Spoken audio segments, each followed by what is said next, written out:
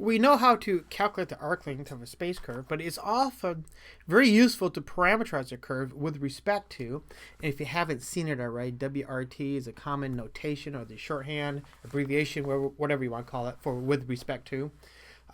It's often very useful to parameterize a curve with respect to the arc length, because arc length results from the shape of the curve and really is totally independent of whatever coordinate system that you're working with.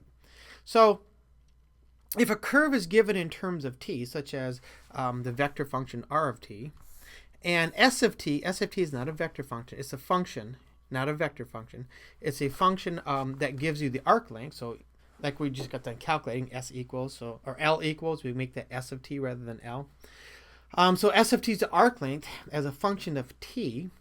Then it may be possible to reparameterize in terms of t as a function of s. Sorry, the typo there, I need to get that fixed. Where t equals t of s. So t becomes a function of s. The curve can then be reparameterized as r of t of s.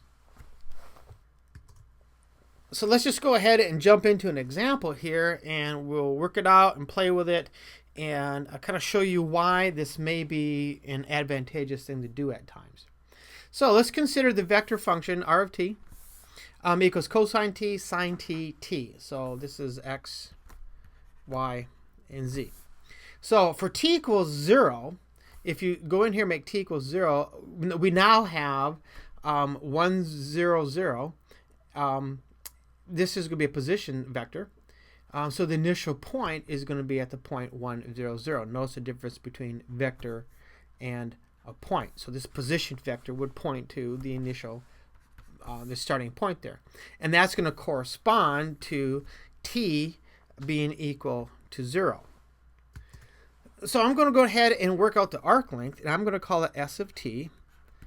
Arc length, s, is a function of t, equals the integral from 0 to t. So this time I'm going to integrate to t, because that's what's going to give me a function of t rather than simply the actual arc length, of the magnitude of the derivative of our vector function. And actually, I need to change that. I don't want that to be t.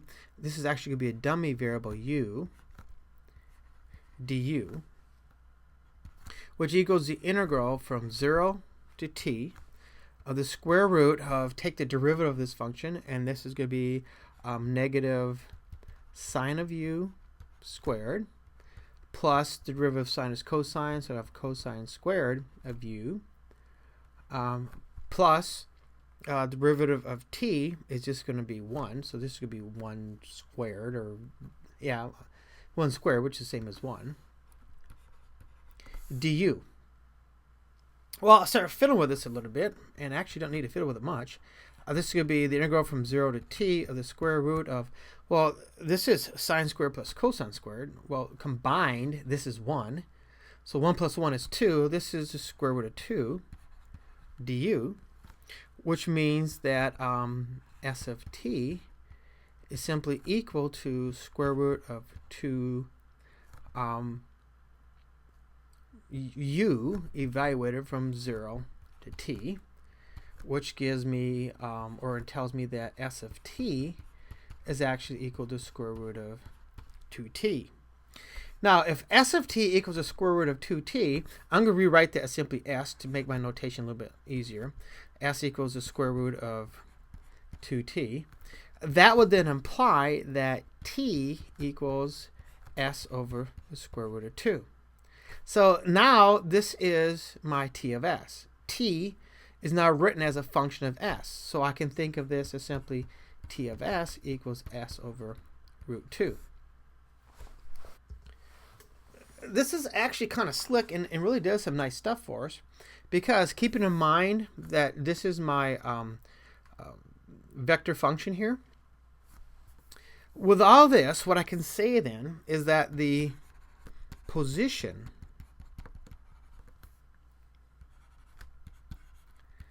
on the space curve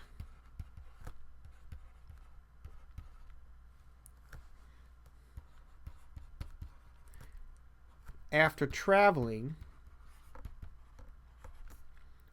s units is now r of s, my original function here, it's now as a function of s, is going to be,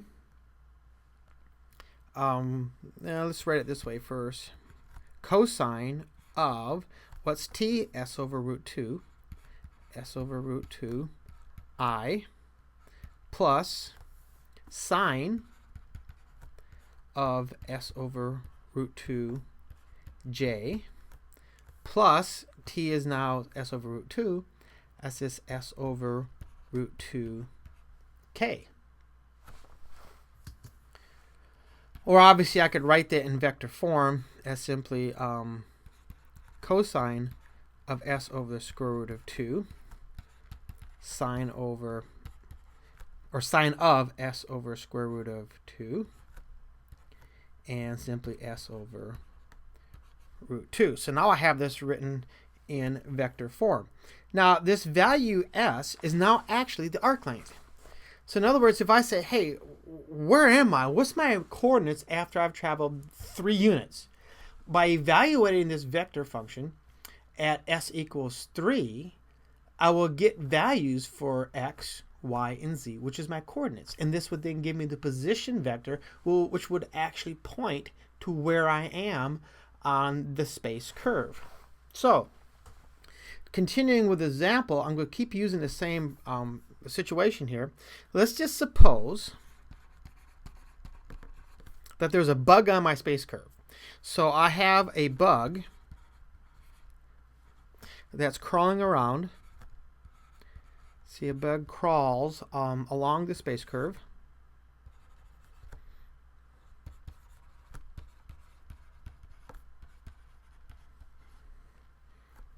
Starting at the point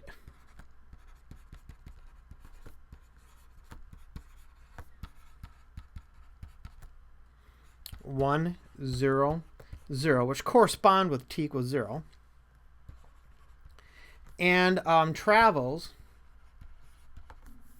let's say 10 units. So the question is,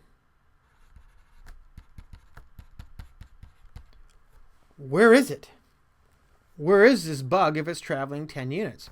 Well, the immediate answer is that the position vector is going to be cosine of 10 over root 2,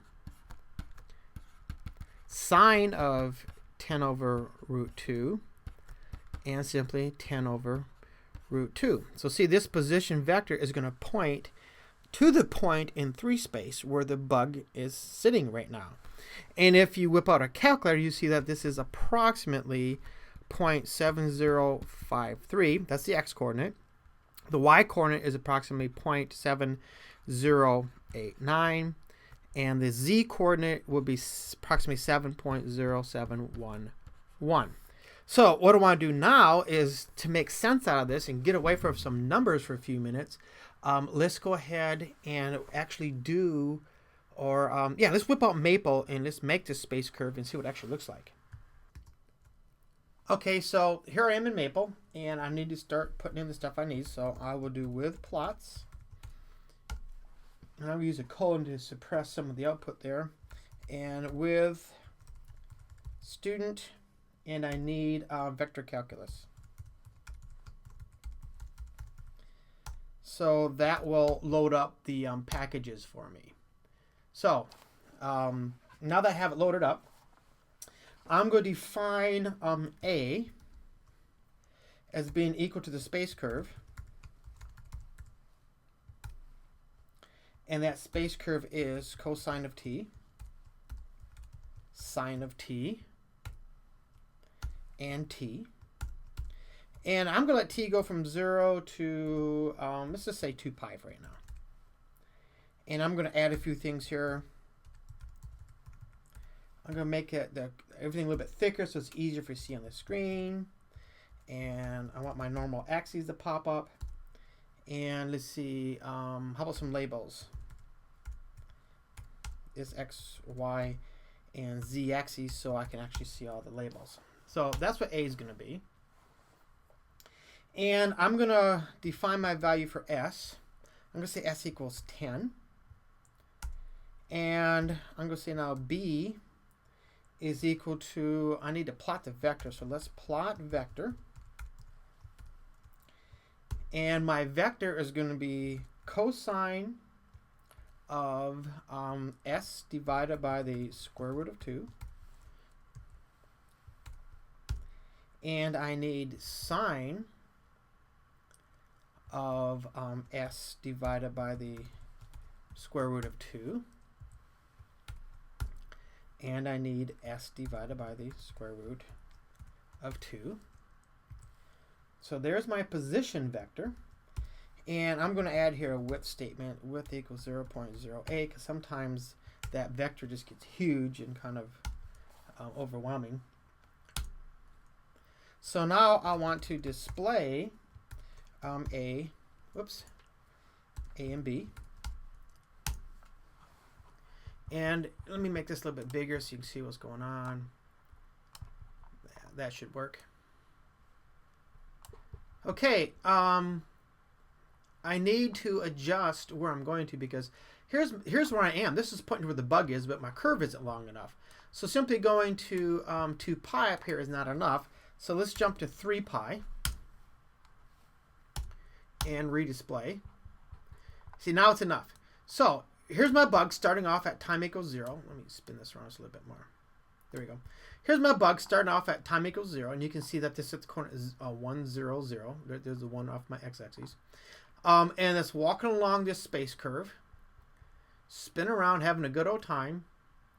And here is the actual coordinates. This is now the length of this curve is now 10. So what I told this to do is go to the length of 10. That's what happens when I reparameterize, and tell me where I am, and I'm right there. And obviously, if I simply told Maple to evaluate these coordinates, it would give me essentially the same coordinates within rounding that I wrote earlier. So now I can ask other questions like, where am I, say, when I go 5 units? And there I am. That's where well, not me, the bug. That's where the bug would be after 5 units. So in other words, this arc length from here to here on the space curve is 5. Let me spin this curve so you can see a little bit better. There we go. So here I'm starting off at 1, 0, 0, and this has a length of 5, and this actually gives me the coordinates, because this is my position vector pointing to the location on the space curve with a length of 5.